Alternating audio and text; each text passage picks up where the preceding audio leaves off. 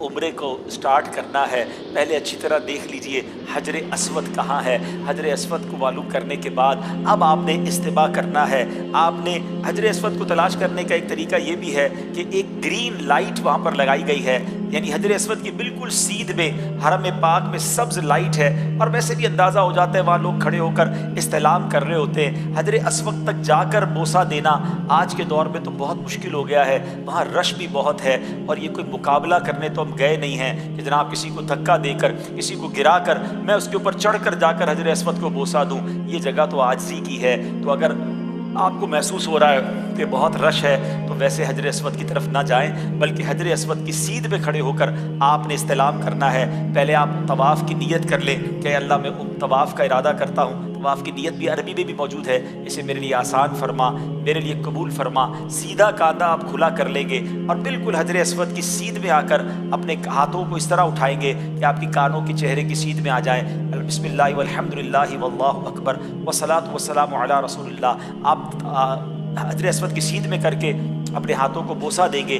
جیسے ہی بوسہ دیں گے تھوڑا سا آپ رائٹ پر آئیں گے اور اب آپ ٹرن ہو جائیں گے۔ آپ کے بائیں طرف کعبہ ہونا چاہیے، لیفٹ ہینڈ کی طرف کعبہ ہو، اور اب آپ نے طواف شروع کرنا ہے۔ یاد رہے جو پہلے 3 چکر ہیں اس میں آپ نے رمل کرنا ہے۔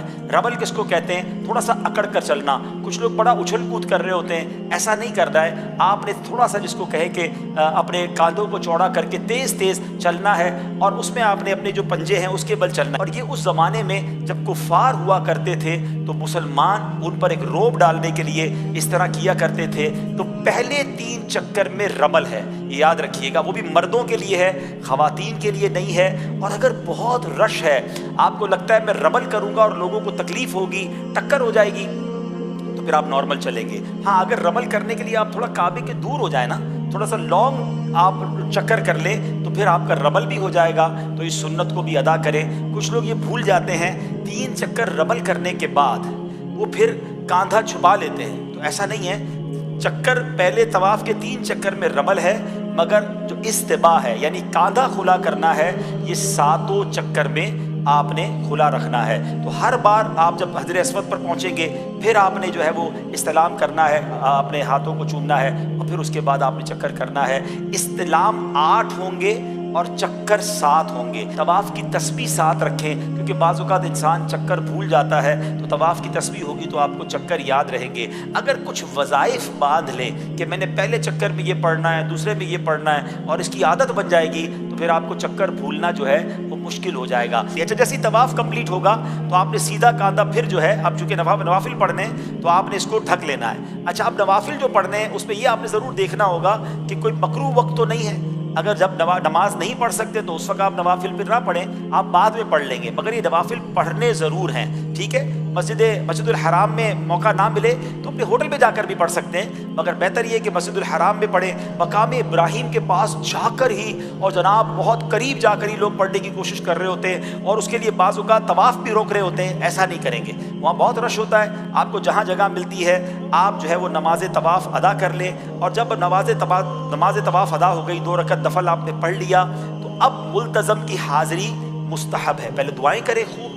اب ملتزم کیا ہے؟ سبحان اللہ، کیسا پیارا مقام ہے کہ کعبے کے دروازے اور حجر اسود کے درمیان جو جگہ ہے، ایکچولی یہ 2-3 لوگوں کے کھڑے ہونے کی جگہ ہے، اور اگر وہاں موقع مل جائے سبحان اللہ تو خوب لپٹے، اپنے جسم کو بھی ملے۔ لیکن چونکہ وہاں لوگ اب عطر وغیرہ بہت لگاتے ہیں، تو بہتر یہ ہے کہ ملتزم کی سیدھ میں کھڑے ہو کر دعائیں مانگ لیں، کیونکہ اگر وہاں خوشبو لگی ہے اور ہم جا کر اس سے لپٹیں گے، ہو سکتا ہے ہمارے احرام پر بھی خوشبو لگ جائے، اور احرام میں تو خوشبو نہیں لگا سکتے۔ تو بہتر یہ کہ بعد میں جب آپ احرام وغیرہ سے فارغ ہو جائیں تو اپنے گھر کے لباس کے اندر پھر جا کے کوشش کریں، اگر ایسا ٹائم ہو اس میں بھی یہ دیکھنا ہوگا کسی کو دھکے نہیں دینے، کسی کو تکلیف نہیں دینی۔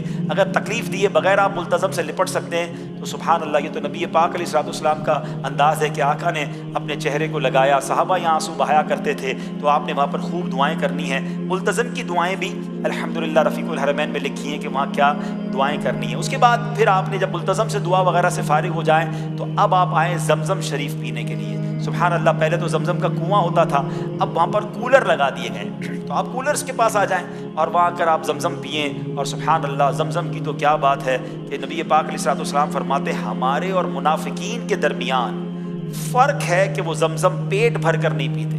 زمزم پئیں، دبا کے پئیں، آئے ہائے، اور کعبے کو دیکھ کر تو زمزم پینے کا مزہ ہے، اس کا مزہ ہی اور ہے۔ بہرحال میرے پیارے اسلامی بھائیو، اب آپ فارغ ہو گئے طواف سے، اب اگر تھکے تو تھوڑا سا مزید حرم میں بیٹھ جائیں، اور فریش فیل کر رہے ہیں تو اب آپ صفا مروہ کی سعی کے لیے جائیں گے۔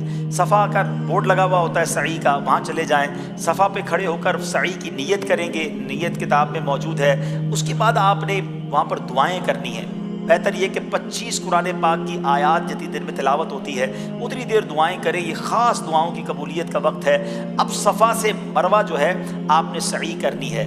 بہتر تو یہ ہے کہ اگر آپ کو موقع مل جائے کہ بیسمنٹ میں جہاں پرانی حدود اربع کے مطابق سعی ہے، اگر وہاں آپ کو موقع مل جائے تو وہاں جا کے سعی کریں تو وہ زیادہ ماشاءاللہ بہتر ہو جائے گا۔ صفا سے مروہ ایک چکر ہے، مروہ سے صفا دوسرا چکر ہے، پھر صفا سے مروہ تیسرا چکر ہے، مروہ سے صفا چوتھا چکر ہے، یعنی یہ 7 چکر پورے مروہ پر جا کر ہوں گے۔ شروع صفا سے ہوگا اور ختم کہاں ہوگا؟ مروہ پر۔ کچھ بیچارے حاجی سمجھتے ہیں کہ صفا سے شروع ہوا ہے تو واپس صفا پر آئیں گے تو ایک چکر پورا ہوگا، تو وہ 14 چکر کر لیتے ہیں، یعنی صفا سے مروہ، مروہ سے صفا کہتے ہیں اب ایک پورا ہوا، اب صفا سے مروہ، پھر مروہ سے صفا، تو 14 چکر میں بعض اوقات وہ تھک بھی بہت جاتے ہیں اور پھر گھبراتے بھی بہت ہیں۔ تو ایسا نہیں ہے، بہتر تو یہ کہ باوضو سعی کریں، لیکن بے وضو بھی سعی ہو سکتی ہے، بے وضو طواف نہیں ہو سکتا، یہ یاد رکھیے گا، ٹھیک ہے؟